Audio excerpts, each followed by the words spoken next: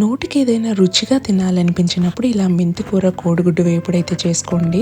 2 ముద్దలు ఎక్కువే తింటాం కానీ తక్కువ తినము. అంత బాగుంటుంది. చేసుకోవడం కూడా చాలా సింపుల్.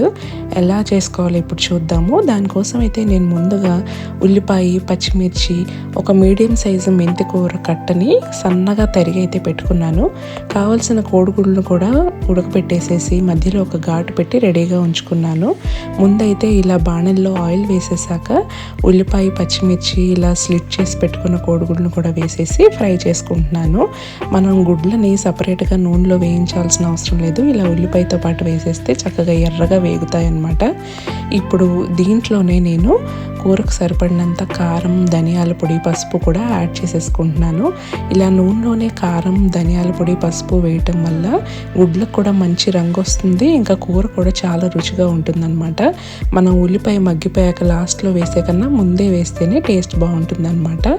ఇప్పుడు ఈ కూర మొత్తానికి కావాల్సినది ఒక మసాలా అయితే ప్రిపేర్ చేసుకోవాలి.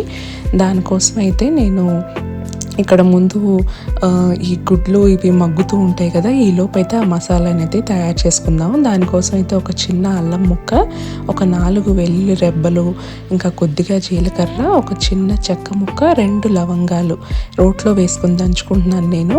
మీకు రోట్లో లేదు అనుకుంటే మిక్సీలో కూడా యాడ్ చేసుకొని కొద్దిగా వాటర్ వేసుకొని పేస్ట్ అయితే చేసుకోవచ్చు. రోట్లో దంచుకునేటట్టయితే మనం ఎలాగ వాటర్ యాడ్ చేయం కాబట్టి చక్కగా నీట్గా దంచుకోవచ్చు అనమాట. ఇప్పుడు ఈ పేస్ట్ని నెక్స్ట్ మనం మగ్గుతున్న కూరలో అయితే యాడ్ చేసుకొని పచ్చివాసన పోయేంత వరకు వేయించుకోవాలి.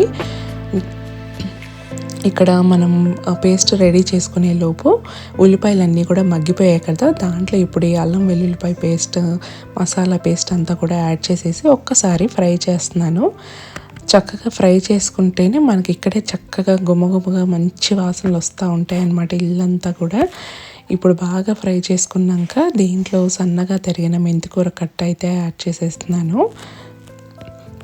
మెంతికూర వేసాక మనం ఎక్కువసేపు ఏమీ ఉంచవసరం లేదు. మనకు 2 నిమిషాల్లో మగ్గిపోతుంది కూర అంతా కూడా.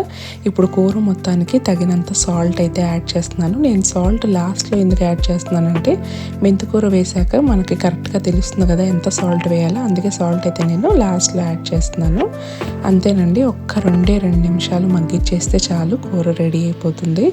ఎంత రుచిగా ఉంటుందో అసలు. మనకి అన్నం కూడా ఎక్కువ కలుస్తుంది అనమాట. కొద్దిగా గుజ్జుతోనే మనకు ఎక్కువ అన్నం కూడా కలుస్తుంది. వేడి వేడి అన్నంలో నెయ్యి వేసుకుని తింటే సూపర్గా ఉంటుంది. తప్పకుండా ట్రై చేయండి.